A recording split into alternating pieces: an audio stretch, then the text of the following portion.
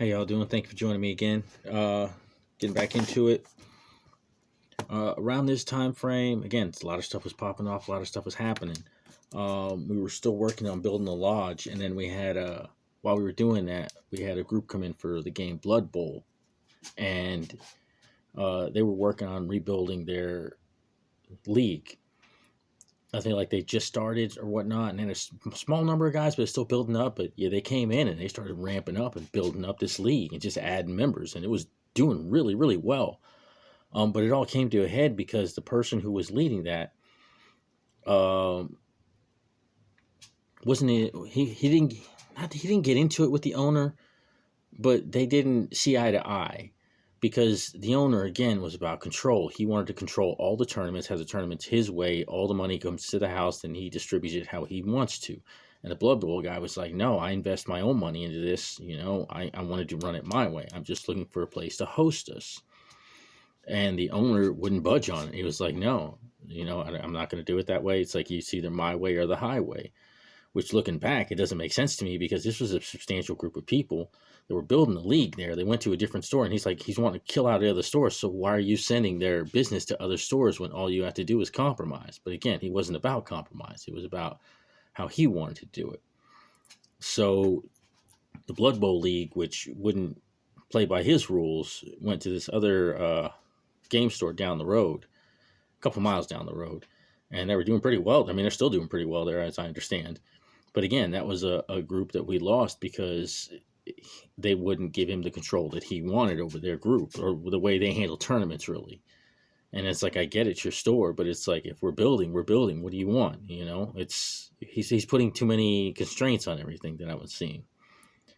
Another time during that, something that happened that was it was difficult for me, but it exposed Jekyll again. It was Friday Night Fight.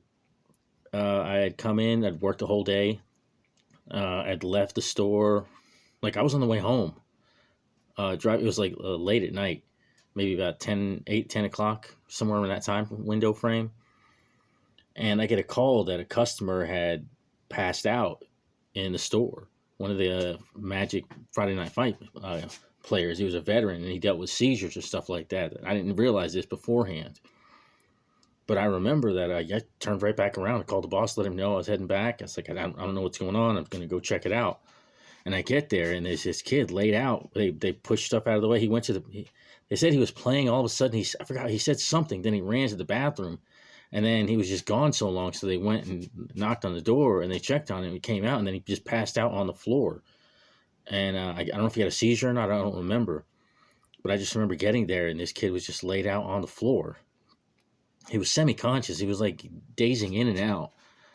And I remember, because we've had a few interactions before then. We've talked. Like I said, I try to get to know people. I genuinely care about what people say in their lives. I don't always get to have. When I do talk to them, I genuinely care. And it's not that I don't genuinely care all the time. It's just I got so much going on that there's times when I can't afford to give that energy away. So I want to say that because I don't want to sound like, oh yeah, I'm always out here giving away all this energy, because it's not the case. But when I do, it is genuine. Anyways, in this case, we had to call the paramedics, and they were on their way over. Maybe fire rescue. I don't remember who it was. But anyways, they get there, and I expect to be, sent away, because the moment they get there, nobody should be messing with the patient. He should be just handing with them. But even at that point, the paramedic asked me to stay because he saw, for whatever reason, that kid had a connection to me, because he wouldn't be responsive to anyone else, but he kept pointing towards me.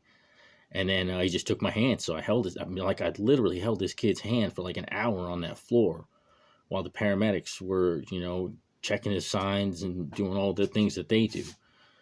And then they finally get him to the point. It was at 11 o'clock when they got there, because they got there right as the store closed.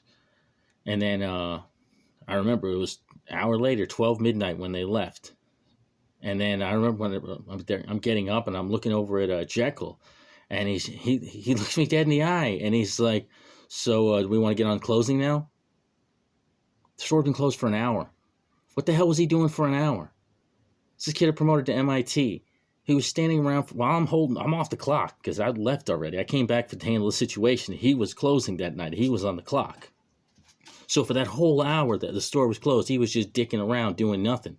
And I was seething because like here I am trying to deal with this stressful situation that hit me out of the blue. I'm exhausted. And Jekyll over here is just did jack shit for a freaking hour. Just sat in his ass, talking to his friends, hanging out with his homies, not even acting like it again. This is what I was dealing with as a manager. People who didn't take it seriously.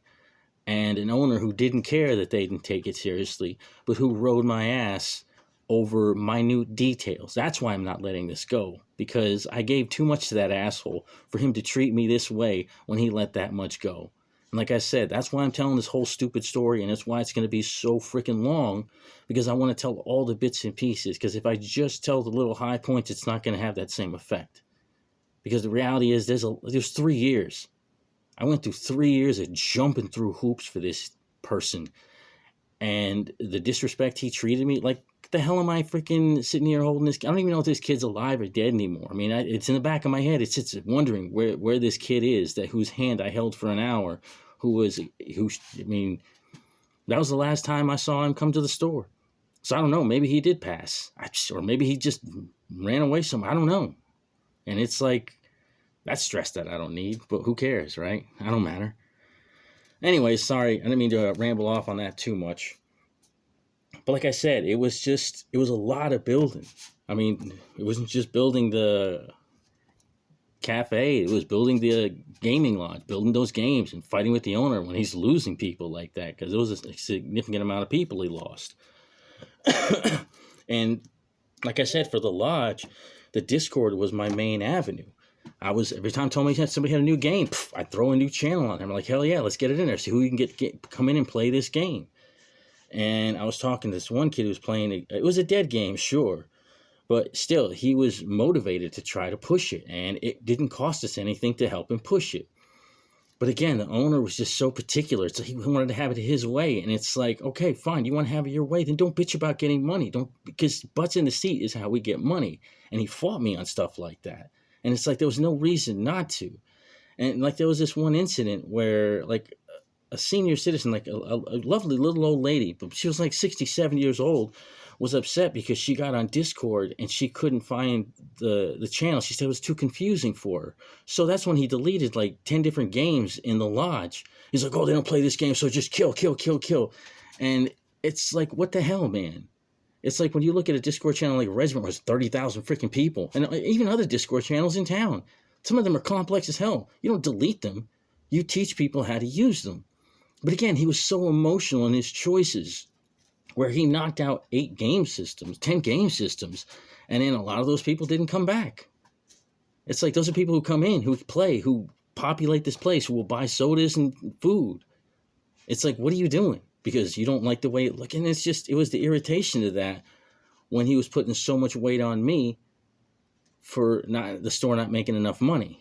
Because he would blame me for the store not making enough money, which was ludicrous because he didn't want to do on a public market. He didn't want to put any marketing out because he didn't feel like the store was ready, and he was all worried about first impressions. So he was holding back on marketing while also bitching at me that we weren't making enough money in the store while cutting out channels. Like I said, this is why I'm saying this stuff, because I want you to see how ridiculous this stuff is. Anyways, I'm going to cut it off for there. I appreciate your time. Thank you so much. I hope you have a great day. And like I said, I always appreciate the time you give me because I know it's valuable. Have a wonderful night.